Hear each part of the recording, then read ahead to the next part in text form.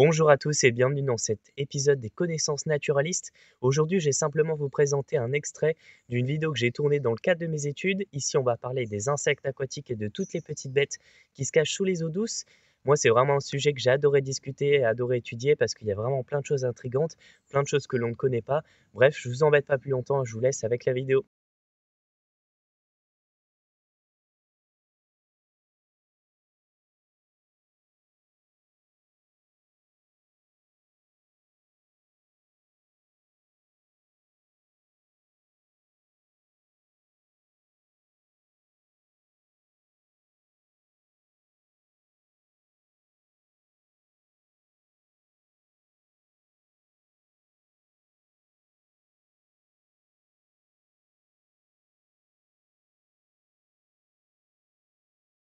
Rebonjour à tous, c'est toujours moi, bienvenue au Parc Saint-Pierre. Alors aujourd'hui, on a la chance d'avoir les étangs sous la glace, c'est vraiment magnifique. Alors aujourd'hui, l'objectif de la vidéo, ça va aller d'aller à la rencontre des insectes aquatiques. Alors le Parc Saint-Pierre est composé de nombreuses petites mares que l'on peut trouver un petit peu partout ici. Il y a également un étang principal un petit peu plus loin derrière moi. Et donc ces zones-là, on peut les appeler des zones humides de manière générale. Et donc ça regroupe également tout ce qui est rivières, lacs, étangs, marécages, etc. Et tous ces milieux ont la particularité d'abriter une faune et une flore vraiment très riches, vraiment très diversifiées. Donc on peut y retrouver par exemple des amphibiens comme des grenouilles et des crapauds. On peut retrouver aussi des oiseaux comme des canards, des passereaux, etc. On retrouve également plein de mammifères et plein d'autres animaux de manière générale, mais aussi au fond de l'eau, plein de petites bêtes que l'on ne connaît pas forcément, comme des insectes aquatiques, des mollusques, etc. Et tout ça, on va s'attarder un petit peu plus juste après. Alors pour présenter ces petits animaux des mares, je vous ai dit précédemment qu'on allait essayer de le faire en 4 étapes.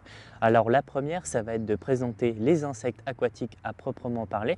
Ensuite, on va parler des mollusques, ensuite des crustacés et enfin des autres petits animaux qu'on peut y trouver. Alors en premier lieu, pour parler des insectes aquatiques, eh bien, il faut savoir dans un premier temps qu'ils possèdent des caractéristiques de déplacement mais aussi d'alimentation vraiment très originaux, voire insoupçonnés et même étranges. Certains d'entre eux vont rester le stade larvaire et adulte sous l'eau, donc ils vont avoir un cycle de vie entièrement aquatique, et certains vont être un stade larvaire sous l'eau et un stade adulte hors de l'eau. Ça va par exemple être le cas de la libellule, où on connaît bien l'adulte volant. Les insectes aquatiques sont vraiment très diversifiés, on peut en trouver des herbivores mais aussi de très nombreux prédateurs aux stratégies de chasse vraiment insoupçonnées et vraiment très impressionnantes. On peut également en trouver à la surface de l'eau, donc par exemple des insectes aquatiques qui vont se déplacer un petit peu comme des patineurs à la surface de l'eau. Donc je parle des gérisses et des hydromètres par exemple. On peut aussi avoir des insectes qui vont se déplacer sous la surface de l'eau. Alors on peut commencer avec la présentation du dithyque. Alors dans un premier temps, il faut savoir que le dithyque, eh bien, c'est plein d'espèces. Mais ici, on peut le présenter de manière générale. C'est un coléoptère aquatique de plutôt de grande taille de manière générale qui possède une grande carapace. Et donc il possède des pattes natatoires vraiment particulièrement bien faites pour pouvoir aller vite sous l'eau. Et il a également une forme que l'on appelle hydrodynamique, ça veut dire qu'il va pouvoir aller très vite dans l'eau. Il a également une stratégie de chasse assez impressionnante avec ses pattes et son déplacement. Ensuite, je peux vous présenter l'anotonecte. Donc c'est un insecte qu'on a vraiment observé dans ces étangs et celui-ci fait partie plutôt du groupe des punaises. Alors celui-ci, il a la particularité d'avoir un rostre piquant et également 2 pattes natatoires un petit peu plus aplaties et vraiment très efficaces pour également aller très vite à la surface de l'eau. Son système respiratoire est aussi impressionnant puisqu'il va pouvoir se mettre au-dessus de la surface comme ça, la tête en bas et l'arrière du corps en haut pour pouvoir aller chercher de l'air avec l'arrière de son corps. Ensuite, je peux vous présenter les girins. Alors ceux-ci, ce sont plutôt des petits coléoptères qui vont plutôt se déplacer à la surface de l'eau et en groupe. Alors ceux-ci, ils sont vraiment beaucoup plus petits que le dithyque, mais ils vont pouvoir chasser plutôt en groupe. Alors leur stratégie, c'est d'attendre qu'un moustique ou un moucheron, par exemple, se noie à la surface de l'eau. Ils vont tous se regrouper autour d'eux et pouvoir aller le capturer. Alors enfin, pour conclure avec les insectes aquatiques, j'aimerais vous présenter un dernier individu. Alors c'est la nèpe. Alors la nèpe, c'est un insecte aquatique vraiment très impressionnant, d'assez de grande taille. Et lui, il va plutôt avoir la particularité d'avoir un grand tube à l'arrière de son corps pour pouvoir aller chercher de l'air, puisque la stratégie de respiration des insectes aquatiques est vraiment assez délicate. Donc du coup, aller chercher de l'air et de l'oxygène, c'est vraiment une des problématiques assez importantes que les insectes vont pouvoir respecter pour pouvoir respirer. Mais celui-ci a également des espèces de grandes cerques vraiment très impressionnantes pour chasser à l'affût et attraper ses proies. Alors dans cette deuxième partie de présentation des animaux de la mare, ici je vais vous parler des mollusques. Alors les mollusques, dans un premier temps, il faut savoir que c'est un embranchement animal vraiment très diversifié. On les trouve sur terre, dans la mer, mais aussi dans les eaux douces. Et alors les mollusques des eaux douces, on les appelle les mollusques dulcicoles. Alors ici on va plutôt retrouver dans ces étangs deux grands groupes. Donc ici on va plutôt parler des gastéropodes et des bivalves. Alors les gastéropodes, on va plutôt communément appeler ça des escargots d'eau douce. Alors par exemple, je peux vous montrer le planorbe. Alors le planorbe, il a vraiment une forme particulière, il est vraiment tout aplati. On peut parler aussi des bitini et des limnés qui eux sont plutôt en forme de fuseau, vraiment très allongés, typiquement comme les escargots qu'on peut retrouver sur Terre. Et ensuite, on va retrouver les bivalves. Alors les bivalves, c'est vraiment les coquillages, entre guillemets, donc avec vraiment les deux coques similaires. Et ici, on va pouvoir retrouver de toutes les tailles. C'est vraiment ça qui est intéressant.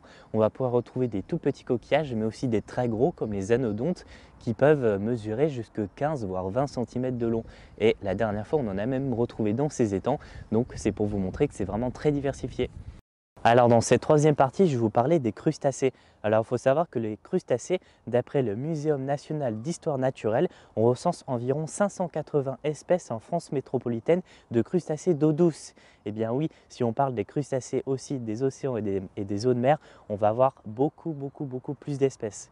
Mais alors ici dans ces étangs, on va retrouver deux familles assez importantes, à savoir les gamarres et les azelles. Alors pour différencier aussi les insectes aquatiques des crustacés, on va pouvoir regarder le nombre de pattes qui va être plus important chez les crustacés, mais aussi la formation de l'exosquelette qui va vraiment différer entre les deux.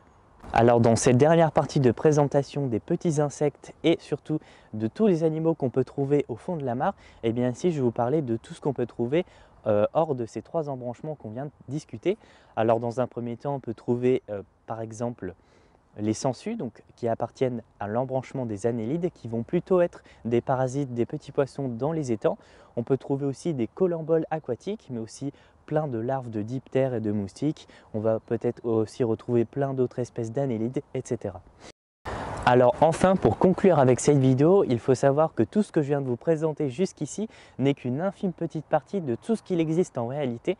Les insectes aquatiques ont vraiment des formes et des couleurs et également des particularités vraiment très intrigantes et on en a abordé très peu ici.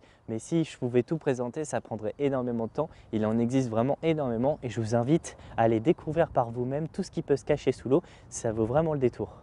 Ensuite, tous ces petits animaux aquatiques qu'on vient de voir sont également très importants pour l'écosystème aquatique puisqu'ils sont inscrits dans un système de prédation vraiment assez intriguant. Puisque certains d'entre eux, certains insectes aquatiques prédateurs qu'on vient de découvrir, comme le dytique par exemple, sont des prédateurs de nombreuses larves de moustiques ou de diptères, etc. Mais à l'inverse, certains de ces insectes sont aussi prédatés par des amphibiens, des oiseaux, mais aussi des poissons, etc. Donc c'est pour ça que, comme je vous disais tout à l'heure, il y a vraiment un équilibre dans cet écosystème qui est vraiment très important à respecter.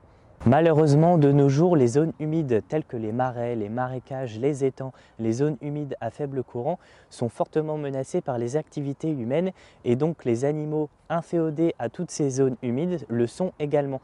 Donc par exemple, tous les insectes aquatiques que l'on vient de voir, certains d'entre eux sont des espèces classées en liste rouge, des espèces menacées de disparition par exemple en France.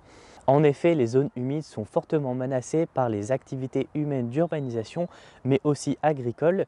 En plus de ça, les zones humides et tous les animaux inféodés à tous ces milieux sont menacés également par la pollution des eaux, le dérangement humain, etc. Mais pas de panique parce qu'à notre échelle, on peut tous agir dans la préservation des milieux humides et également dans la préservation de toutes les espèces qui abritent. Alors pour cela, on peut aller dans des associations, aller soutenir des actions de conservation des zones humides et donc de tous les insectes et tous les animaux qui ont rapport avec les zones humides qu'on va pouvoir protéger. On peut également participer à des activités de recensement de la faune sauvage pour aider les associations par exemple à avoir de nombreuses données. Et enfin, la dernière manière d'aider ces animaux et les zones humides, ça va être d'en parler autour de soi. Alors il est vrai qu'on le protège mieux ce que l'on connaît plutôt, et donc le fait d'en parler autour de nous, à nos proches, à nos amis, etc., le fait aussi d'aller faire découvrir tous ces milieux, à les faire aimer tout ceci, ça va vraiment être un facteur très important pour la préservation des zones humides et de ces espèces.